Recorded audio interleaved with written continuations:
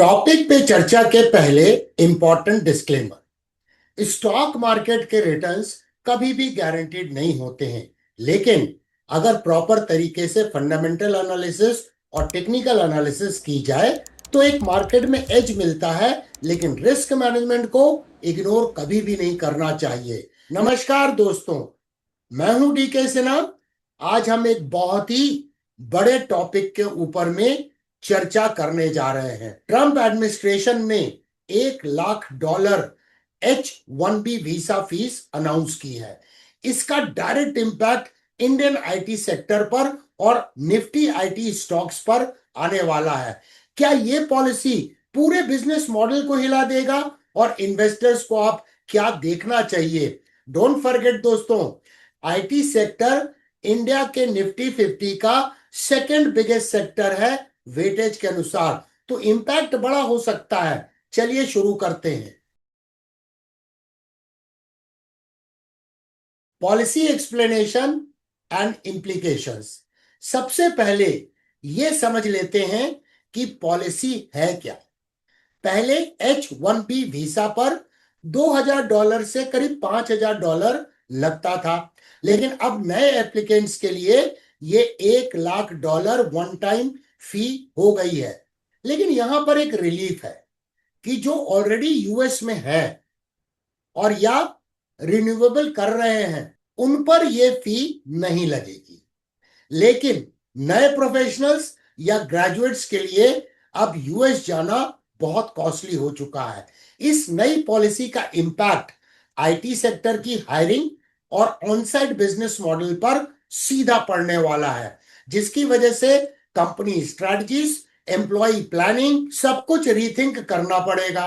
अगर अमिताभ बच्चन की स्टाइल में कहा जाए, रिश्तों में अगर दम ना हो तो वो निभाने का कोई फायदा नहीं। बस यही हाल है अब इंडियन आईटी सेक्टर का यूएस H-1B वीजा मॉडल के साथ। जब वीजा कॉस्ट इतनी ज्यादा हो जाएगी तो रिश्ता यानी बिजनेस मॉडल निभाना मुश्किल हो जाएगा। इसीलिए कंपनीज को अपनी स्ट्रेटजीज बदलनी ही पड़ेगी। Structural impact on Indian IT sector. Indian IT की बैकबोन है यूएस मार्केट, जहां से लगभग आधा रेवेन्यू आता है। हमारे आईटी जायंट्स जैसे टीसीएस, इन्फोसिस, विप्रो यूएस में ऑनसाइट आउटसोर्स मॉडल पे ऑपरेट करते हैं। अब $1 लाख फी के आने से कंपनीज ऑनसाइट टीम रखने से बचेगी और ऑफशोरिंग यानी इंडिया से या दूसरे देशों से रिमोट काम करना ज्यादा करना होगा। दूसरा इसका इफेक्ट है कि यूएस मार्केट में लोकल हायरिंग बढ़ जाएगी, लेकिन इससे हमारे स्किल्ड इंडियन टैलेंट का यूएस जाना मुश्किल हो जाएगा। बहुत फैमिलीज को भी अनसर्टेनिटी का सामना करना पड़ेगा। करियर ग्रोथ प्लान्स सडनली रुक सकते हैं। Nifty IT sector valuation and performance. अब वैल्यूएशन की तरफ चलते हैं। लेटेस्ट डेटा के हिसाब से निफ्टी आईटी का current price to earning multiple है 24.7, जबकि 5 साल का एवरेज है 28.9 और 3 साल का एवरेज है 27.8। मतलब अब सेक्टर का वैल्यूएशन हिस्टोरिकली डिस्काउंट पर ट्रेड हो रहा है। मार्केट सेंटिमेंट कॉशियस है।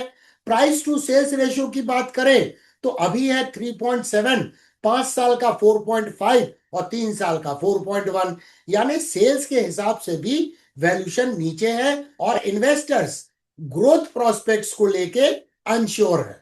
अब अगर अर्निंग्स के ग्रोथ फोरकास्ट की बात करें तो टेक सेक्टर का एग्रीगेट ग्रोथ 10.1% है, आईटी सेक्टर का 8% और डेटा प्रोसेसिंग सर्विसेज का 16.5%। मतलब डेटा प्रोसेसिंग ही सबसे ज्यादा ग्रो कर रहा है, लेकिन वही सेगमेंट जो है यूएस फोकस्ड है, तो सबसे ज्यादा डिसरप्शन यहीं पर हो सकता है।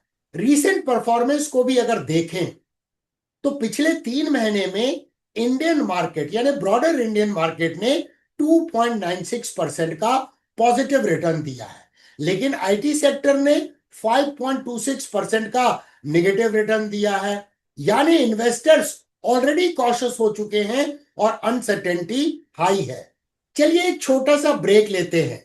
और मैं आपको अपने चैनल की सबसे पॉपुलर मेंबरशिप के बारे में बताता हूं, डायमंड मेंटरशिप क्लब। ये क्लब है 2020 से, और ये उन लोगों के लिए है जो जीरो टू हीरो सीरीज के बाद अपनी नॉलेज को नेक्स्ट लेवल पर ले जाना चाहते हैं। इस मेंबरशिप में आपको हर वीक जूम सेशंस मिलते हैं जहां हम नए लेसन्स पढ़ते हैं, टेक्निकल और फंडामेंटल एनालिसिस के डाउट्स को क्लियर करते हैं और रियल टाइम मार्केट का डिस्कशंस करते हैं आपस में।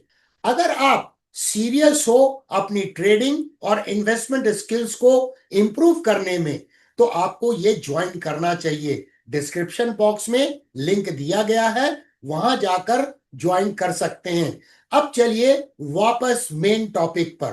Top stocks most affected. तो निफ्टी आईटी के टॉप प्लेयर्स का क्या? Major names TCS, Infosys, Wipro, HCL tech, सबकी यूएस मार्केट में स्ट्रॉन्ग प्रेजेंस है। इन कंपनीज का रेवेन्यू का बड़ा हिस्सा ऑन साइट यूएस प्रोजेक्ट से आता है। मतलब ये स्टॉक्स सबसे ज्यादा वनरेबल है, स्पेशली डेटा प्रोसेसिंग वाले प्लेयर्स। तो अब मार्जिन प्रेशर, ग्रोथ अनसर्टेनिटी और ऑपरेशनल रीअलाइनमेंट सबको फेस करना पड़ेगा। इन्वेस्टर्स को भी एक्टिवली ट्रैक करना चाहिए कि इन स्टॉक्स का यूएस एक्सपोजर कितना है। Mitigation and options for Indian IT companies. Companies को क्या करना चाहिए? स्ट्रैटेजी क्लियर है। ऑफशोरिंग यानी रिमोट वर्क को पुश करो, इंडिया में ग्लोबल डिलीवरी सेंटर्स बनाओ और दूसरे मार्केट्स जैसे यूरोप या मिडिल ईस्ट को एक्टिवली पेनिट्रेट करो। यूएस मार्केट में लोकल हायरिंग बढ़ानी पड़ेगी और अप स्किलिंग प्लस ऑटोमेशन को एक्सेलरेट करना होगा। दूसरा, इंडस्ट्री लॉबिंग भी चल रही है कि यूएस के पॉलिसी मेकर से डायलॉग हो ताकि कोई फ्लेक्सिबिलिटी और सॉल्यूशन निकल सके। इस तरह इंडियन आईटी सेक्टर अडॉप्ट करने की कोशिश कर रहा है, लेकिन यह ट्रांजिशन टाइम कंज्यूमिंग होगा। Technical analysis. अब फंडामेंटल इंपैक्ट और सेक्टर वैल्यूएशन समझ लिया, लेकिन एज एन इन्वेस्टर चार्ट्स पर एक्चुअल प्राइस एक्शन क्या कह रहे हैं यह समझना अत्यंत आवश्यक है। निफ्टी आईटी और टॉप अफेक्टेड स्टॉक्स के टेक्निकल एनालिसिस में कौन से इंपॉर्टेंट ट्रेंड्स, लेवल्स और रिलेटिव स्ट्रेंथ सिग्नल दिखाई दे रहे हैं। चलिए अब चार्ट्स की तरफ बढ़ते हैं, जहां पे मैं आपको प्राइस एक्शन, ट्रेंड एनालिसिस और आरएस का प्रैक्टिकल ब्रेकडाउन दूंगा। ये निफ्टी आईटी इंडेक्स का मंथली प्राइस चार्ट है। सबसे पहले गौर से ध्यान दीजिए चार्ट पर हिस्टोरिकल प्राइस एक्शन पे। तो हम यहाँ क्या देख रहे हैं, ये बार बार जब भी करेक्ट होता है ईएमए 55 पर सपोर्ट लेता है। कई बार इसने किया। यहां देखिए, even in the bear market it took support on EMA 55। इसके बाद यहां पर एक अच्छा लंबा कंसोलिडेशन हुआ सेवरल मंथ्स का और प्राइस इसके बाहर आई। तो अगर इस कंसोलिडेशन बैंड को हम ऐसे एक्सटेंड कर दें तो ये हो गया इसका डिमांड एरिया, और प्राइस फिर से क्या कर रही है, इस डिमांड एरिया से ईएमए 55 से सपोर्ट लेके इसने यहाँ पे पिन बार बनाया। अब पिछले 2 महीने से क्या हो रहा है, पिछले 2 महीने से जो कैंडल बन रही है, अगर उसे ध्यान से देखिए तो एक स्पिनिंग टॉप का फॉर्मेशन हो रहा है। अब स्पिनिंग टॉप का फॉर्मेशन क्या इंडिकेट करता है कि इनडिसाइसिवनेस है मार्केट में। बुल्स एंड बेयर्स के बीच में जो फाइट चल रही है वो करीब करीब बराबर पे समाप्त हो रही है। साथ में और क्या हम ऑब्जर्व कर सकते हैं कि प्राइस यहां पर ईएमए 21 पे एक रेजिस्टेंस ले रही है और ये बेरिश कैंडल का वो करीब करीब मीडियन भी है, यानी इस लेवल के ऊपर जाना अत्यंत आवश्यक है। कुछ ड्राइंग को मैं सुपर इम्पोज करता हूं ताकि आप प्राइस एक्शन को बेहतर तरीके से समझ सकें। अब यहां देखिए, ये प्राइस का रेजिस्टेंस था, ये सपोर्ट था, यहां ब्रेकआउट हुआ। तो ये सिमेट्रिकल ट्रायंगल का ब्रेकआउट हुआ और ये दोनों लाइंस जो ट्रेंड लाइंस है जो सिमेट्रिकल ट्रायंगल को फॉर्म कर रही हैं, उसके बीच का जो डिमांड एरिया है, तो डिमांड एरिया में तो प्राइस ट्रेड हो रही है, लेकिन अभी तक ये इसके बाहर नहीं निकली है। और वहां पे कॉन्फ्लुएंस क्या क्या है जो रेजिस्टेंस के रूप में एक्ट कर रहे हैं। तो यहाँ पहला कॉन्फ्लुएंस है ईएमए 21 का, जो अभी मैंने आपको बताया, और दूसरा, अगर इस करेक्टिव वेव की रिट्रेसमेंट एनालिसिस करें तो वो 38.2% रिट्रेसमेंट लेवल है, जो कि डेरिवेटिव है गोल्डन रेशियो का, और वो लेवल करीब आता है 36,300। यानी निफ्टी आईटी जब तक 36,300 के ऊपर में ट्रेड नहीं होता है तब तक इसके साइडवेज रहने की संभावना है, और अगर वो 36,300 के ऊपर क्लोज दे दे और उस क्लोजिंग कैंडल के हाई का फॉलो थ्रू हो तो फिर इसकी संभावना गोल्डन रेशियो तक जाने की बन जाएगी, जो करीब आता है 39,700 के आसपास में। अब अगर इसकी आरएस एनालिसिस करें तो क्लियरली ये निफ्टी 50 के अगेंस्ट में अंडर परफॉर्म कर रहा है। ये दिमाग में रखिएगा कि ये मंथली चार्ट पे हम देख रहे हैं और लुकअप पीरियड है 50। अब हम डेली प्राइस चार्ट में देख रहे हैं, इस पीरियड में देखिए ये डाउन ट्रेंडिंग मूव में था, मार्केट स्ट्रक्चर था लोअर हाइज एंड लोअर लोज।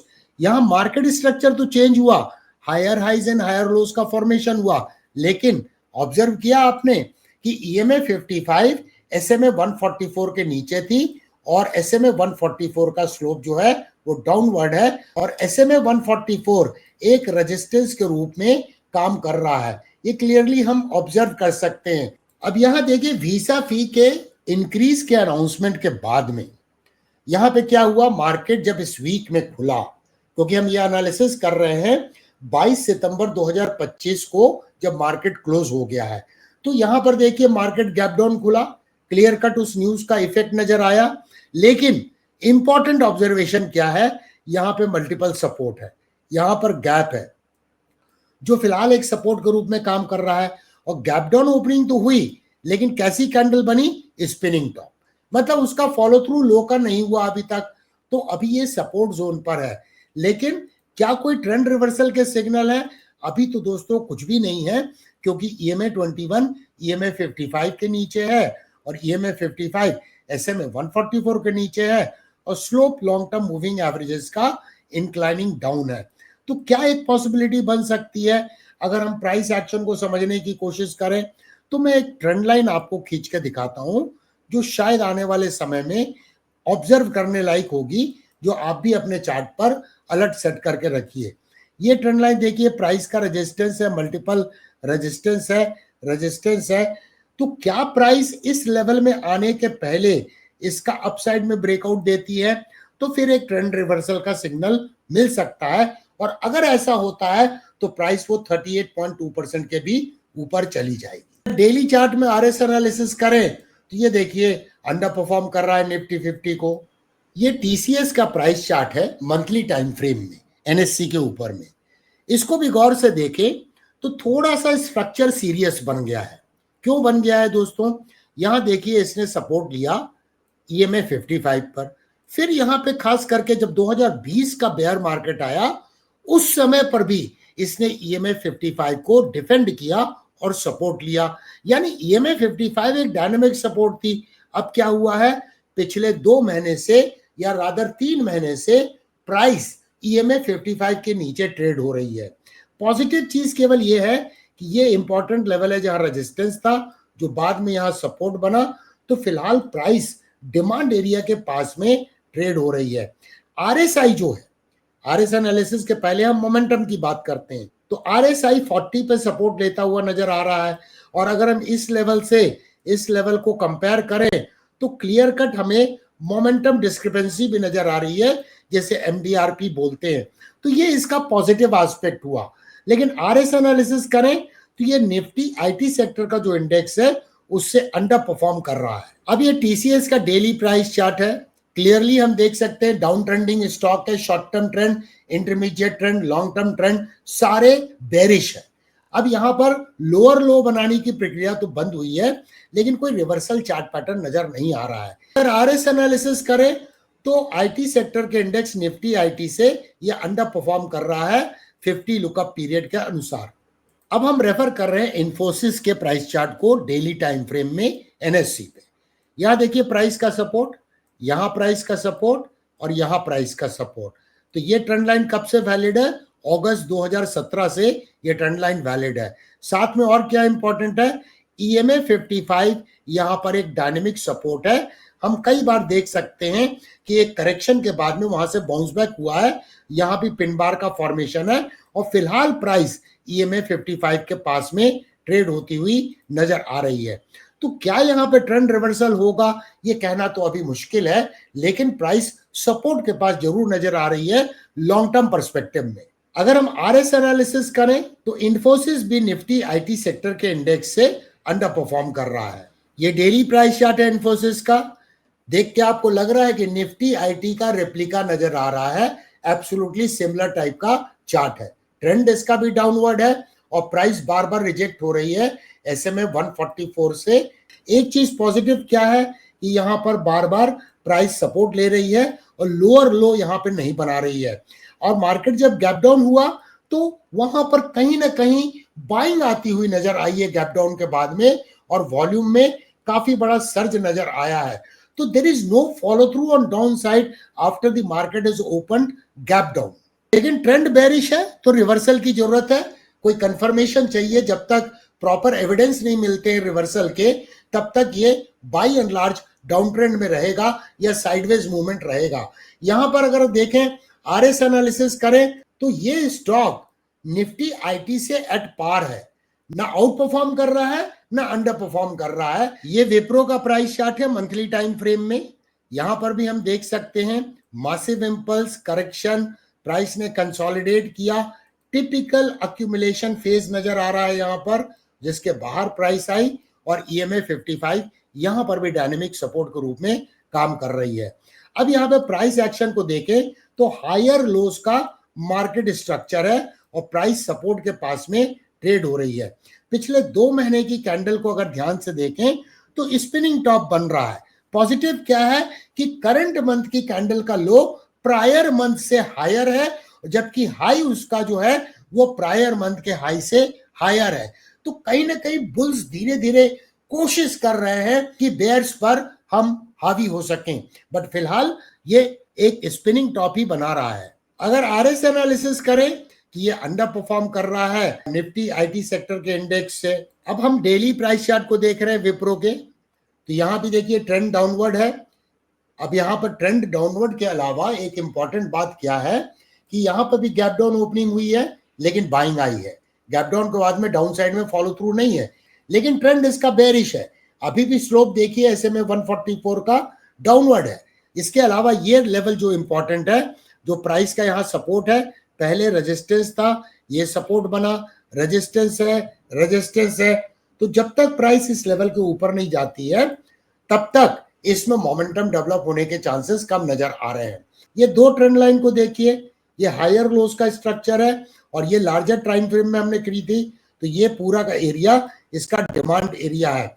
अगर हम RS एनालिसिस करें तो ये स्टॉक सरप्राइजिंगली आउट परफॉर्म कर रहा है निफ्टी IT सेक्टर इंडेक्स से।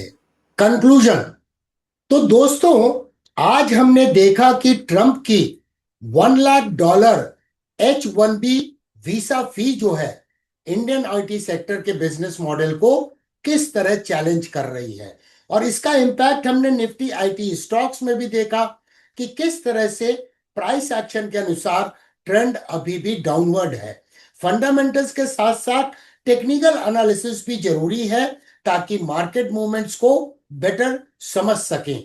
डाउ थ्योरी के अनुसार मार्केट डिस्काउंट्स एवरीथिंग, यानी ये न्यूज अगर पब्लिक डोमेन में आ चुकी है, प्राइस ने उसे डिस्काउंट कर लिया है, क्योंकि मार्केट एक एफिशिएंट हाइपोथेसिस पे काम करता है। अगर आप टेक्निकल एनालिसिस सीखना चाहते हैं तो मेरे चैनल DK सिन्हा पर एक free tutorial series zero to hero available है, जिसमें आप बेसिक से लेकर एडवांस लेवल तक की टेक्निकल एनालिसिस सीख सकते हैं, सब कुछ step by step. Link description में दिया गया है, जरूर देखें और अपनी ट्रेडिंग स्किल को नेक्स्ट लेवल पे ले जाएं। अगर वीडियो पसंद आया है तो लाइक करें, शेयर करें और सब्सक्राइब करना नहीं भूलिएगा। नेक्स्ट वीडियो में मिलते हैं। याद रखिए, learning never stops with DK Sinha. Let's start with this stock market 101 video. Good idea. It covers the basics. Yes. And then maybe the common mistakes one? Yes. So we avoid those.